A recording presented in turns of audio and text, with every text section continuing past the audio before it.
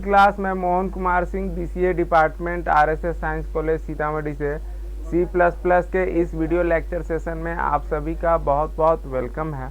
और मैं ज़रा सा रिकॉल करा दूं कि इससे जस्ट जो हमारा प्रीवियस वीडियो था उसमें हम लोगों ने देखा था कि फाइल को ओपन करने का, यानी कि कोई भी फाइल यदि हमारे डिस्क ड्राइव में है, हार्ड डिस्क में है, तो उसे सी प्लस प्लस इंटरफेस में ओपन करने के कितने मेथड है। और वो दो मेथड थे, एक तो कंस्ट्रक्टर के थ्रू था और एक था कि स्ट्रीम क्लास के ओपन मेथड को कॉल करके, ओपन फंक्शन को कॉल करके। ओके, तो आज का जो हमारा टॉपिक होगा वो होगा क्लोजिंग ए फाइल, यानी कि एक फाइल को कैसे क्लोज करना है। और इसके साथ साथ हम लोग एक प्रोग्राम देखेंगे जिस प्रोग्राम में एक फाइल को हम लोग क्रिएट करेंगे, उसमें डाटा को सेव करेंगे एंड अगेन उसी प्रोग्राम में उसी फाइल से डाटा को रीड भी करेंगे। और रीड करने के बाद उसे कंसोल इंटरफेस पे फिर से प्रिंट कराना है। तो चलिए हम लोग टॉपिक पे आए। क्या कहता है, देखिए, after opening A file with the help of stream class object the connection with A file automatically close when the stream object expire, यानी कि स्ट्रीम क्लास के ऑब्जेक्ट से जब भी किसी फाइल को हम ओपन करते हैं तो ये अपने आप क्लोज हो जाता है जब हमारा ऑब्जेक्ट जो है स्ट्रीम क्लास का वो एक्सपायर करता है। तो ऑब्जेक्ट को एक्सपायर करने का मतलब है means when the program terminates, यानी जब प्रोग्राम हमारा टर्मिनेट हो जाता है, एंड हो जाता है।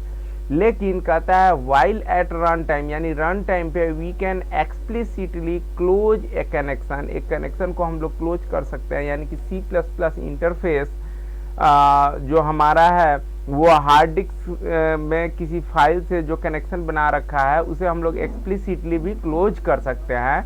कैसे कर सकते हैं, तो with A connection with A file, यानी फाइल का जो कनेक्शन है using close function of stream class with the stream class object separating with dot operator, यानी कि क्लोज फंक्शन को यूज करके हम लोग क्लोज कर सकते हैं फाइल के कनेक्शन को। और इस क्लोज फंक्शन को कैसे यूज करना है, तो स्ट्रीम क्लास के ऑब्जेक्ट के साथ, और सेपरेट करना है उसको किससे, तो डॉट ऑपरेटर से। फॉर एग्जांपल यहाँ पे देखिए सिंटेक्स दे रखा है, स्ट्रीम क्लास का ऑब्जेक्ट का name dot and after that close function. अब देखिए यहाँ पर एक प्रोग्राम है, कहता है टू क्रिएट फाइल, एक फाइल को क्रिएट करना है and illustrate reading and writing operation, उसी फाइल में रीडिंग ऑपरेशन भी कराना है और राइटिंग ऑपरेशन भी कराना है। तो ये जो हमारा प्रोग्राम जो भी आपको दिख रहा है डिफरेंट कलर्स में जो ये स्ट्रिप्स बने हुए हैं, इस प्रोग्राम में हम क्या कर रहे हैं कि यूजर से दो वैल्यूज ले रहे हैं, उन दोनों वैल्यू को हार्ड डिस्क के फाइल में स्टोर करा रहे हैं और वापस वहाँ से फिर रीड करा करके यूजर को शो करा रहे हैं। यानी कि देखिए यूँ हम एक तरीके से हम लोग कह सकते हैं कि देखिए यूजर जब इंटरेक्ट करता है, कोई भी यूजर इंटरेक्ट करता है हमारे सी प्लस प्लस के इंटरफेस से, तो वो केवल जो ब्लैक स्क्रीन होता है, कंसोल जो होता है, वहीं से इंटरेक्ट करता है। इंटरनली क्या हो रहा है ये यूजर को पता नहीं होता है।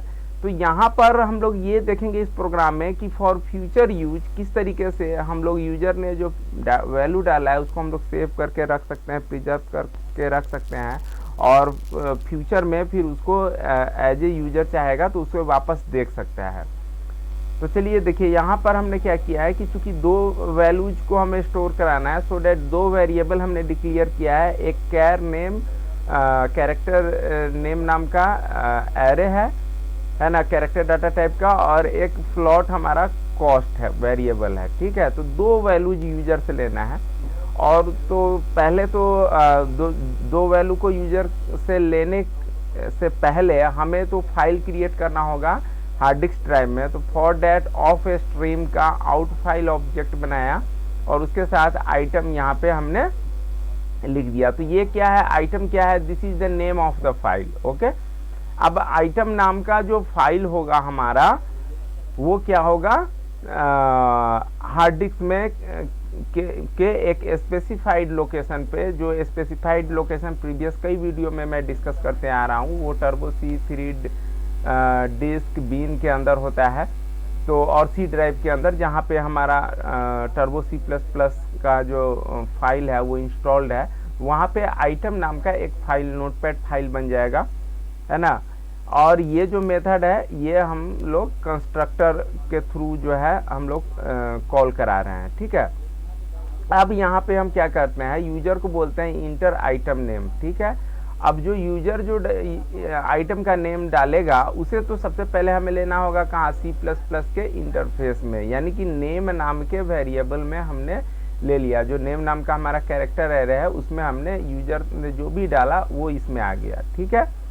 ऐसा तो अर्लियर वे था। अब यहाँ से देखिए क्या करते हैं, ये क्या कर रहा है, storing into C plus plus interface, ठीक है, कमेंट लाइन में लिखा हुआ है। अब क्या कर रहा है कि आउट फाइल से, यानी कि जो हमने आउट फाइल ऑब्जेक्ट बनाया है ना, तो इसके थ्रू हम लोग जो है नेम वेरिएबल में जो भी है वैल्यू उसको हम लोग राइट करने का काम कर रहे हैं। यानी कि देखिए कमेंट लाइन में क्या कहता है, राइट इनटू फाइल आइटम, यानी जो ये आइटम नाम का नोटपैड फाइल क्रिएट हुआ है उसमें जो है नेम के अंदर जो भी वैल्यू है, यूजर सॉप डाले, ब्रश डाले, आयल डाले, कुछ भी डालता है यूजर, तो वो वैल्यू जो है इसमें राइट हो जाएगा, ठीक है। अगेन यूजर को कहते हैं हम लोग कि सी आउट इंटर कॉस्ट, उसका कॉस्ट डालिए, और कॉस्ट को सी प्लस प्लस के इंटरफेस में हमने सेव कराया यहाँ से कॉस्ट नाम के वेरिएबल में, ओके। अब कॉस्ट नाम के वेरिएबल में जो भी वैल्यू होगा 15 रुपीज़, 16 रुपीज़ या 50 रुपीज़, या इवन यूजर जो है फ्लोटिंग पॉइंट वैल्यू डालता है, चूंकि एज ए फ्लोट वेरिएबल हमने ले रखा है, तो उसको वापस आउट फाइल के थ्रू हम लोग आइटम नाम का जो हमारा ये फाइल है उसमें हम लोगों ने राइट कराया, और उसके बाद आउट फाइल का कनेक्शन जो है आइटम से क्लोज कर देते हैं। अगेन हम लोग क्या करते हैं कि इफ स्ट्रीम का इनफाइल नाम का ऑब्जेक्ट बनाते हैं। तो इफ स्ट्रीम के पास इफ स्ट्रीम क्लास का जो इनफाइल नाम का ऑब्जेक्ट बना, इसके पास आइटम नाम का जो हमारा फाइल है वो इस इन फाइल को असाइन हो गया, इस ऑब्जेक्ट को। और अब जो इस इन फाइल को असाइन हुआ है तो इस आइटम फाइल में कुछ लिखा हुआ है, कुछ रिटेन है पहले से। क्या चीज़ रिटेन है, तो जो यूजर ने जो वैल्यूज डाले हैं, इसको भी हम लोग रन करा के भी देखेंगे। और उस नोटपैड के फाइल से एक्सट्रैक्शन ऑपरेटर का यूज करके इन फाइल के ऑब्जेक्ट के थ्रू हम लोग क्या करते हैं कि ये जो लोकल वेरिएबल नेम और कॉस्ट है उसमें वापस से हम लोग वैल्यू को स्टोर करा लेते हैं, ठीक है। यानी कि अब यहाँ पे जो काम हो रहा है ये क्या हो रहा है, इसको ध्यान से समझिए। यहाँ पे यूजिंग एक्सट्रैक्शन ऑपरेटर आइटम में जो वैल्यू सेव है वो सी प्लस प्लस के इंटरफेस वाले इन दोनों वेरिएबल्स के अंदर आ गए, और जब वापस इन दोनों वेरिएबल्स के अंदर वो दोनों वैल्यू आ गए तो उसको हम लोग यहाँ पे सी आउट के थ्रू हम लोग प्रिंट करा रहे हैं कि item name name and item cost cost, okay. तो इसको हम लोग रन करा करके देखते हैं। तो रन कराने से पहले सबसे पहले तो ये आइटम नाम का फाइल बनेगा कहाँ, तो इसको हम लोग देख लेते हैं। इसको देखने के लिए मैं आपको एक बार लोकेशन फिर से रिमाइंड करा दूँ। इस डिस्क ड्राइव सी, इसके अंदर turbo C plus plus disk turbo C3 bin, और इसमें अल्फ़ाबेटिकली अरेंज है। तो आई पे हम लोग जाते हैं। तो देखिए आई यहाँ से शुरू हुआ है और आई आपका यहाँ से शुरू, एक सेकेंड, आई यहाँ से शुरू होकर के यहाँ पे ख़त्म हुआ, यानी आई से 1 2 3 और 4 फाइल है। यहाँ पे आइटम नाम का कोई भी फाइल नहीं है, ओके। अब इसी लोकेशन में यहाँ पे आइटम नाम का फाइल तब बनेगा जब हम लोग इसको इस प्रोग्राम को जब भी हम लोगों ने देखा है इसको C++ के इंटरफेस से रन कराएंगे, ठीक है। तो रन कराने के लिए देखिए ये सेम प्रोग्राम है, यहाँ पे देख रहे हैं आप लोग, है ना। और इस प्रोग्राम को हम लोग अभी रन कराने के लिए कंट्रोल F9 न प्रेस करके मैं यहीं से रन कराता हूँ और इसको हम लोग रन कराते हैं। तो ये क्या कह रहा है, इंटर आइटम नेम। तो आइटम नेम मान लीजिए हमने डाला सोप डाल दिया। अब कहता है इंटर आइटम कॉस्ट। तो आइटम का कॉस्ट मान लीजिए 23 रुपीज़ 45 पैसे है, तो ये हमने डाल दिया। और ये यूजर को वापस से फिर दिखा रहा है कि item name soap and item cost 23.45, okay. तो अभी तो आपको लग रहा होगा कि ये तो अर्लियर वे है, ऐसा तो हम लोग पहले करते आए थे, लेकिन ध्यान दीजिए कि ऐसा अर्लियर वे बिल्कुल है, लेकिन यहाँ पर जो ये दोनों वैल्यूज हैं ये हार्ड डिस्क ड्राइव में सेव्ड हो चुके हैं। इन फ्यूचर में जब हमें ज़रूरत होगा तो उसे हम लोग क्या कर सकते हैं, वहाँ से वैल्यू को रिट्रीव कर सकते हैं। और इसके लिए आइए इस लोकेशन में, अब यहाँ पर देखिए, यहाँ पर देखिए आइटम नाम का ये फाइल बन गया है। ध्यान से देखिए, ये रहा।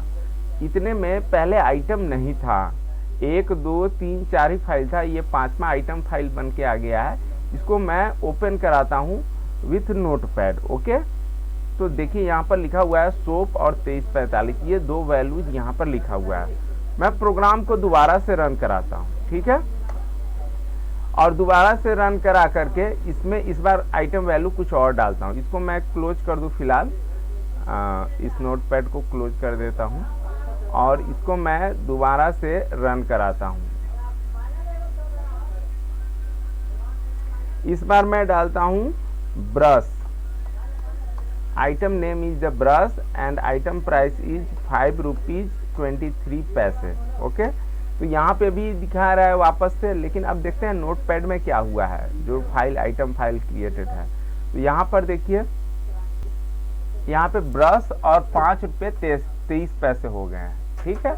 तो यानी कि देखिए जो भी यूजर वहाँ से डाला है वो नोटपैड में सेव हो जा रहा है। लेकिन अब यहाँ पे एक आपके दिमाग में, आपके माइंड में एक क्वेश्चन चल रहा होगा कि इट मीन्स कि यूजर इस प्रोग्राम को जितने बार हम लोग रन कराएंगे उतना नया वैल्यू होगा, प्रीवियस वैल्यू जो है वो इरेज हो जाता है, वो डिलीट हो जाता है, या यूं कहें प्रीवियस वैल्यू जो है ओवरराइट हो जाता है। Is any method possible through which we can preserve the earlier value? Yes, we can also preserve the earlier values। और इसके लिए फर्दर जो हमारा नेक्स्ट वीडियोज होंगे, नेक्स्ट लेक्चर होंगे, उसमें हम लोग इस चीज़ को देखेंगे। तो चलिए इसी के साथ मैं अपना वीडियो एंड करता हूँ। उम्मीद करता हूँ कि आपको ये रीडिंग और राइटिंग ऑपरेशन बहुत अच्छी तरीके से समझ में आ गया होगा। आपने मेरा वीडियो देखा, इसके लिए बहुत बहुत धन्यवाद।